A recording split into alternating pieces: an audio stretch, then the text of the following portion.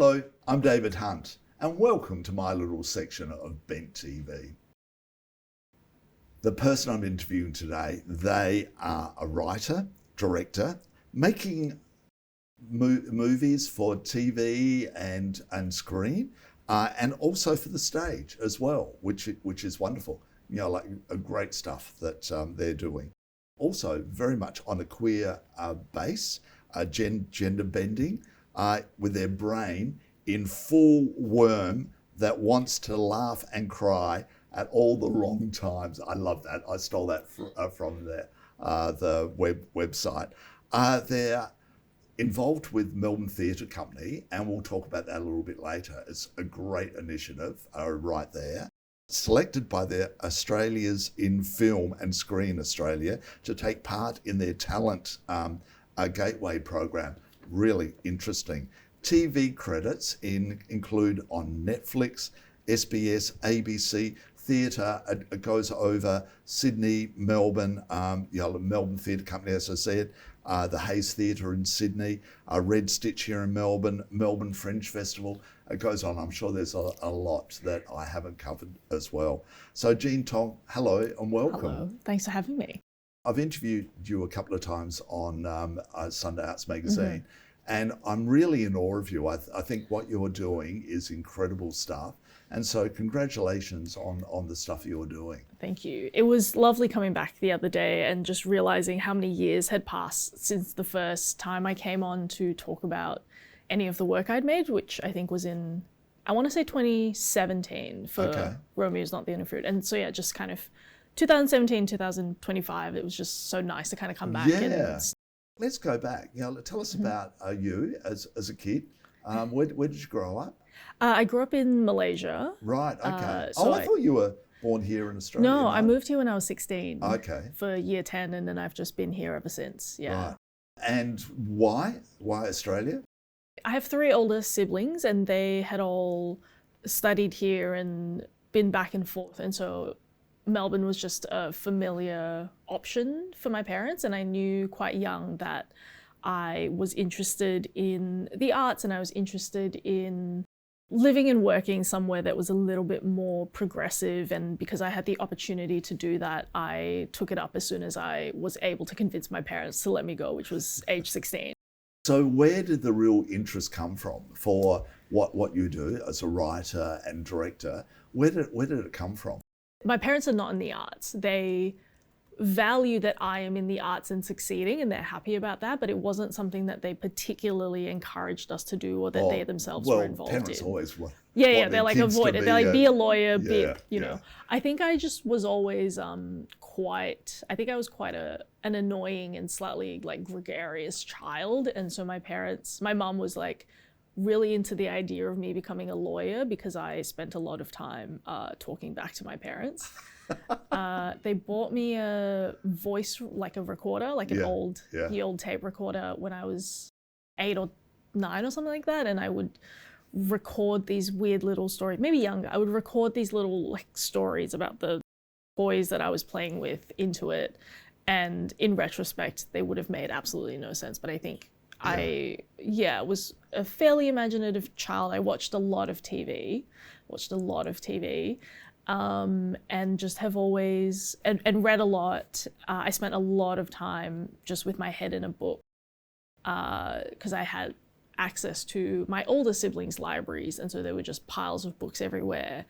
And I think that really did just inspire a love of story in me. I think it was where I would go to escape. It was where I would go to find access to more exciting things than my own life. And it gave me access to language to figure out how to talk about my own experience, and probably made me the child who talked back to my parents a lot because I was reading so much.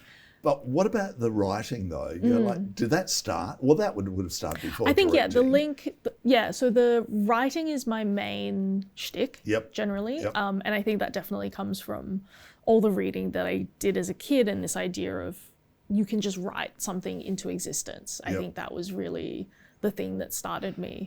As you were just saying a while back, it's that like your imagination and like losing yourself in a book and whatever. You can lose yourself in writing characters, can't you? Being able to escape into a character, being able to articulate the things that you might not be able to talk about yourself via another character, via another world, was definitely, I think, like something that became a survival mechanism. I unfortunately wrote a lot of fan fiction as a teenager as well. I'm not sure if you are across the wall. I mean, it's been around for a long time, right? Like Spock days. Yeah. So that's where I really started. I often say that's where I started my writing career, is just like 100,000 words of fan fiction. So when did you realize that, like, that you might be on the cusp of, being part of the LGBTIQ plus community? I think when I was 14, I came out to my sister. I think I knew when I was 12, and then it took 2 years for that thought to, I sort of had a vague thought that I might be gay, and then I settled into that thought when I was 14 and was like, oh no, I am. Well, which is young. Which is pretty young, yeah.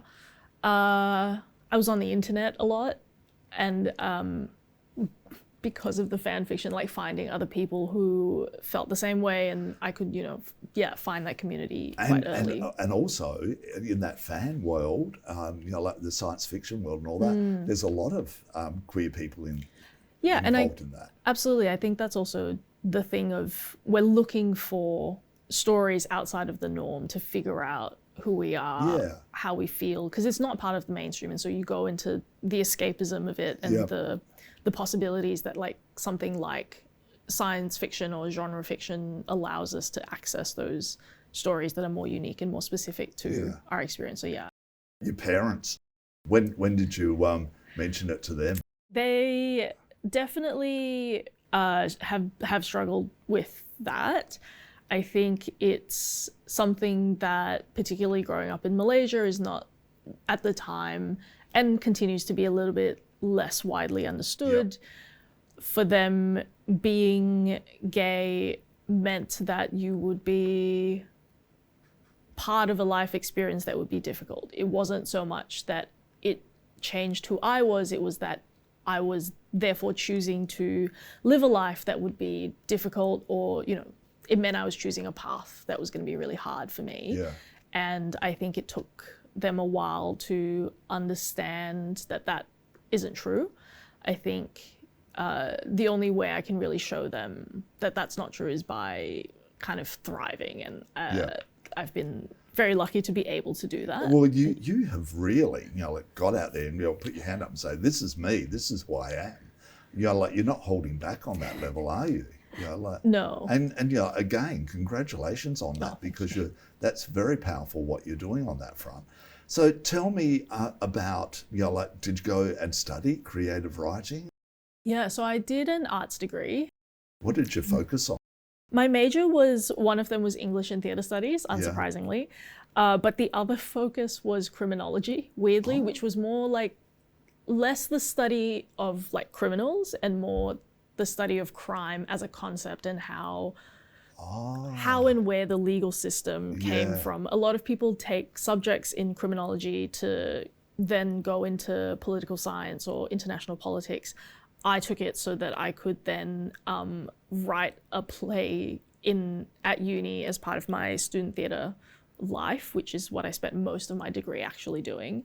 I wrote a short play called Terrorism, because I'd done a subject about terrorism, and how they were really interrogating the idea of what that means. Like, whose perspective are we looking from when we use that term? What are the power dynamics involved in nationalism, and when and where we assign certain people with that term? Where do we call them freedom fighters, and when do we call them terrorists, right? It's so much of the narrative that we're putting into things. So. Fascinating. How was it accepted? I think the play went quite well. It was one of those plays where I wrote from lots of different perspectives. So it was sort of almost like made up of heaps of vignettes and just interrogating the idea over and over again from lots of different stories, it was quite, I was obviously really inspired by Carol Churchill and sort of those kind of contemporary British writers. And so it was about trying to break the idea down and make something very complicated, because it makes people really tense, right? You talk about something like terrorists, people go, ah. And so it was trying to just simplify that concept, break the ideas down, and it was also about identity and how so much of those kinds of terms are constructed and created by the way that we imagine certain types of people. Yeah. And yeah, so that was a big learning experience. I think it was. What did your lecturers say? Like what did they think of it?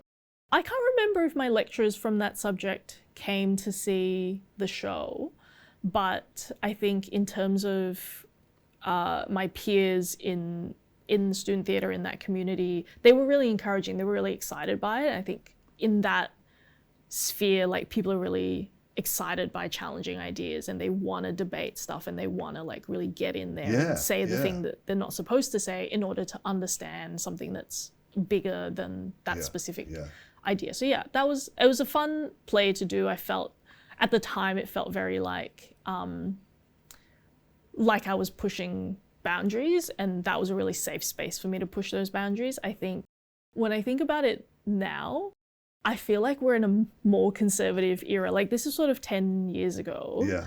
And I feel like actually now we're at a point where there's so much more online backlash to something that you sort of see the marketing of. And I actually wonder if it would go down much worse now, because people would just react to that instead of go and see it. There's scenes in this new play that I'm writing that have a similar idea of who gets constructed as the bad person, how do we create the different sides in any conflict, and those ideas are still very rich. It's still the same thing that we're debating, and the same arguments that are happening in society. Yeah. You left uni. Where did you go? So I think I was very lucky and privileged at uni to be able to do the University of Melbourne student theatre programs, because they have a lot of partnerships. Like, Melbourne Theatre Company is, I can't remember legally how they connected, but they have a very tight relationship in that the student theatre at Melbourne Uni has partnerships with Melbourne Theatre Company. Melbourne Theatre Company has lots of partnerships with lots of places, but through that I was able to establish like a network, and I also got the Robert McDonald Award, which got me a secondment into one of the shows that was one of the new works that was being made.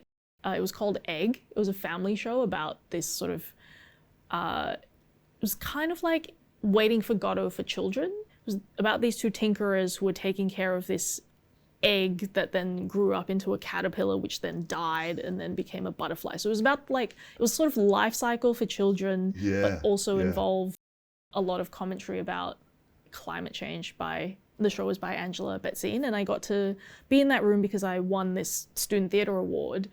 And that was sort of my first real professional kind of access point.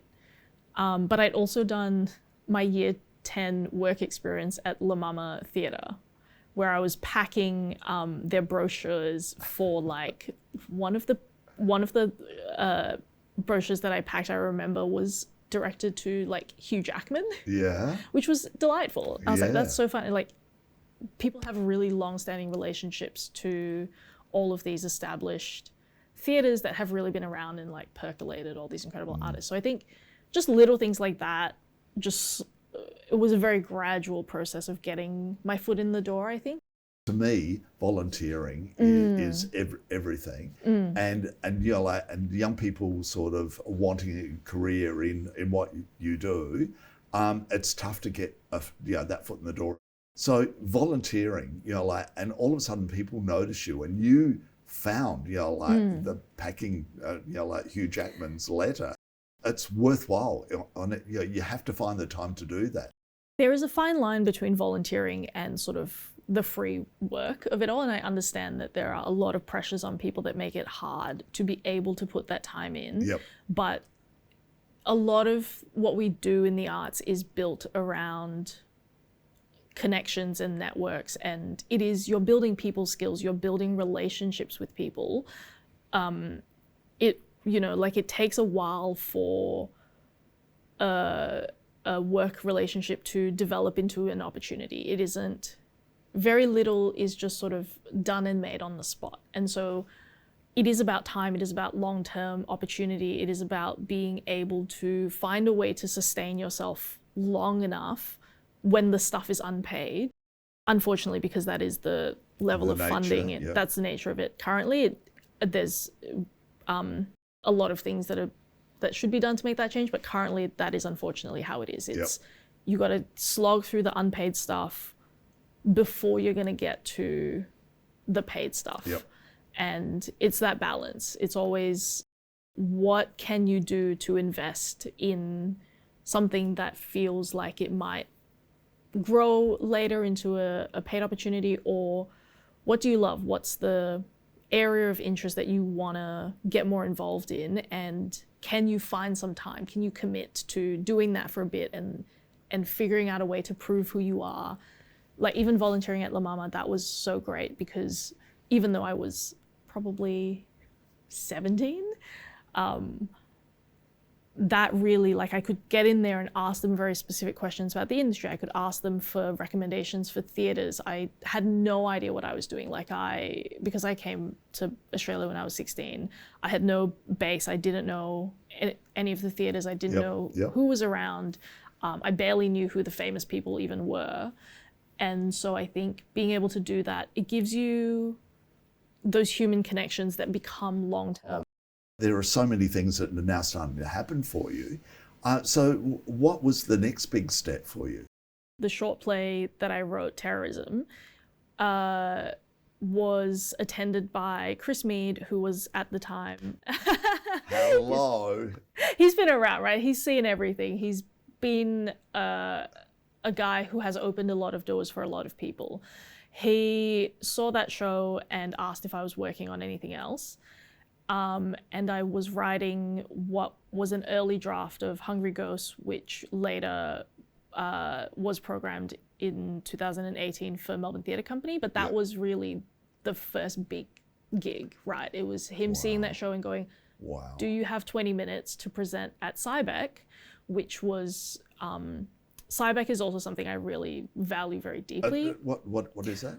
The SCIBEC Foundation is this incredible foundation that supports a lot of emerging artists. They invest in lots of different arts programs, but one of the things that they do is for Melbourne Theatre Company, where they really invest in exciting emerging voices, people who, like, stories that you might not normally see. And so I got to be a part of that, and I got to present 20 minutes of Hungry Ghosts, which, based on the reception to that and based on me being able to produce that 20 minutes and have the time, being paid professionally to have the 2 weeks to rehearse that, rewrite, redraft, that gave Melbourne Theatre Company the confidence to say, hey, can you expand that into a full draft for the education season?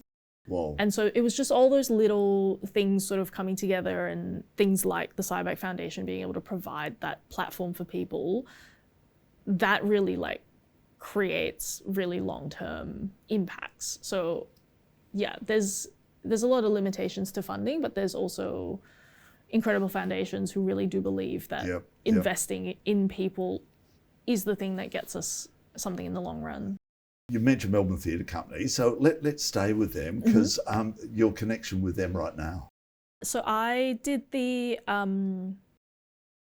Next Stage playwriting residency in 2023. So that was a 1-year residency, but at the end of the 1 year, they asked if I wanted to stay on as an associate artist, part-time. So I got to just keep working there as an associate artist.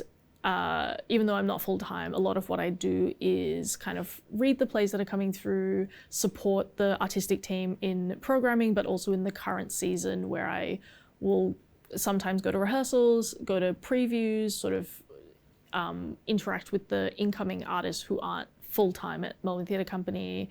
And and that kind of thing. So I get to interact with a lot of levels of the company, and that was also really beneficial to me continuing to write my play, because even though I was supposed to finish it in a year, I did not. I sort of probably took 2 years. Right. And you've just finished directing a play with Melbourne Theatre Company. Yes. What was it?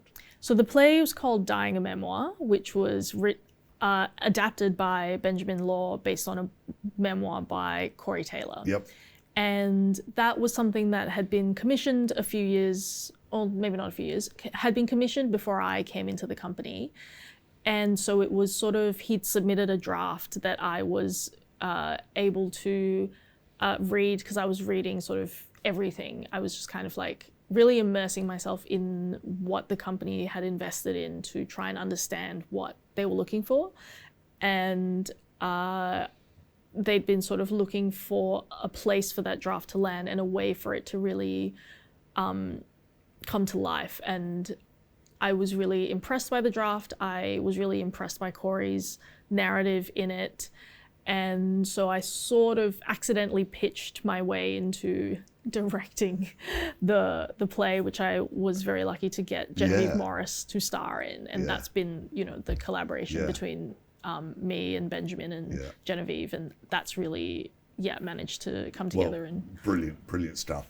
Let's move away from theatre and TV and screen stuff. Do you have a favourite? I think I really don't have any favorites. I love working in, first of all, whatever opportunity kind of comes my way at the time. Well, lots are. I'm just going to do the touch some wood. It sort of comes in like sort of swings and, you know, roundabouts a bit. I think I love there's a real like capacity for stuff on screen to reach a much wider group of people. But as a writer, I do feel more nourished by theatre. I think I get to be a little weirder generally at this stage. I get to be a little bit more specific about the writing, because there is so much on screen. Obviously, it is a visual medium, and I don't gravitate towards that as naturally. And so in terms of the writing side, that's really, theatre is my preferred place to really kind of push. And I totally understand that. Yeah. But Netflix, hello, like, what is it that you've done with Netflix? So I worked on Heartbreak season 2. Right. Which was really, really incredible. Like that was a really great room run by Hannah Carroll Chapman, and she'd led the adaptation, well, not the adaptation, the sort of, you know, new Heartbreak High in season 1. And so I got to come into a room that was really respectful of writers, really valued the diversity of writers that we had, really sort of on the front foot with sort of queer culture, youth culture, trying to really push what Australian TV should look like. And that was, really fantastic. It's where I think that was definitely the biggest sort of show that I worked on for TV at the time. And just getting to cut my teeth in that room with all the other writers was fantastic, and a very different opportunity compared to like theatre, where it is usually smaller rooms, smaller groups of collaborators. And that was like, we were in a writer's room that on any day had between 7 to 12 people, depending on how many producers decided to visit the writer's room that day. And we'd spend sort of 1 or 2 weeks together at a time. And it was really fantastic. Other TV like the ABC and SBS as well? ABC, I was working on a children's animated show called 100% Wolf. Again, I came into season 2, and that was really useful, like very technical, and in terms of like honing the screenwriting skills, handy. And also very structured. Like because they had done season 1 and because it was an animated show, they sort of knew exactly what they kind of really needed. Oh, okay. And so I got to come into a really structured process. And do you like that? I think it was good. I really enjoyed that. I could just come in, have a bunch of fun, pitch some crazy things. And like, it's good because you've got to in life. you've got to do all different shapes and forms of everything. Yeah. Yeah. And then for SBS, again, completely different. I feel like everything I've done has just been so different project to project. For SBS, I wrote an episode for an anthology called EROTIC STORIES, and it was an episode called MASC UP about this sort of basically like a lesbian struggling with toxic masculinity, which is so specific, but every episode in that anthology was very encouraging of every writer to go quite specific with their experience and create a world and create an experience that audiences might not have seen before. Yeah. And so that was really lovely to just get to write something that was very much like mine, I guess, because the other shows I'm coming in and I'm writing episodes on a show that is someone else's show or someone else's project, someone else's world. And so that was my first TV gig where I could just go, what do I want to actually just make half an hour about? And it sounds like a great topic as well. Yeah, let's talk about the process of writing. You know, do you find it, does it come easy, or how do you do it? Do you sit there and concentrate on it, or does your mind wander? Do you go for a walk halfway through and thought patterns come there? A lot of the time, the actual writing itself is like pulling teeth. It's like a nightmare. Really? Yeah. Wow. So well, it sort of starts as a nightmare, and then you sort of beat that part through, and then it becomes fun. And then you finish. For me, I then finish writing, and I'm like feeling amazing. And then 5 minutes later, I'm like, what have I done? What have I written? So it's just for me, it is generally a sort of this feeling. It's just constantly, it's up and then it's immediately down. I am just, the two emotions that I feel is I'm a genius and I'm an idiot, and they just do this every like 10 minutes. Well, that's your mind playing those tricks, isn't it? Yeah. And really I'm just somewhere in between. Yeah, somewhere in between, which is great. But yeah, it's fun. I think it takes me a while to sort of figure out the concept. I'll sort of dig into an idea and spend a lot of time just like sifting and sifting and sifting and sifting. And then the writing itself can often be quite jam-packed into like a short period. Because all of a sudden that's there and you've got... And then you've got to do it. Yep. And then for me, I like to leave it for a bit of time to sort of get a bit of space so that I've run away from the feeling of both genius and idiot. And then I read it again and go, okay, I'm somewhere in between. How do I improve it now that I've emotionally gotten a bit of distance? Musical. You know, like you're involved in one that's happening now, and I asked you if you wrote it. You didn't. Why? How? You know, like what's your experience with musical? So I wrote a musical called Romeo's Not the Only Fruit in 2017, and that was again a project that sort of came out of the student theatre context that I was working in. We sort of all co-devised a musical that was about the idea that queer people in narratives are often relegated to being a token or dying. Usually dying was the bulk of the queer stories that we were getting. And we wanted to write a show that was about those tropes and really played with those tropes. And that version of the show used existing music that we would sort of change, sort of jukebox musical. We changed a lot of the lyrics. And then that went quite well. And we decided to try and do an original music version of that show. So then I went away and wrote 8 new songs with James Gales and with the support of Will Hannigan, who's an incredible pop musician as well. James is also a pop musician. He writes under lots of different pseudonyms. And so that became my sort of first indie musical that I wrote and directed and collaborated with the rest of the team. And that was really fun. I think musicals get a bad rap because there are quite a few sort of conservative traditional musicals that feel pretty... It's changing a lot now. It's changing a lot. A real lot. It's changing a lot. I think it is a format that is so entertaining and so full of heart that they can really hold difficult ideas, but in a beautiful feeling that can be really inspirational. So I love a musical, but some of the ones from the 30s and 40s, you just sit there and roll your eyes and go, oh my God. Yeah. The songs are incredible. And the same with opera. A lot of the opera stories, famous opera stories, like when you know what they're about, you go, really? Like, but the music is just So, writing a decent story to a musical is something that I think is really exciting now. Now, you're directing a new musical that's early stages, is it? We're about to go into rehearsals. I'm directing Cassie Hamilton's A Transgender Woman on the Internet Crying. It's Hold on, say that again. A Transgender Woman on the Internet Crying. Right. There's a comma in there at the end. Yeah. So Cassie Hamilton's written it and is also starring in it. It's an incredibly funny, warm, hyper pop musical. So very much on the sort of front foot of pop music.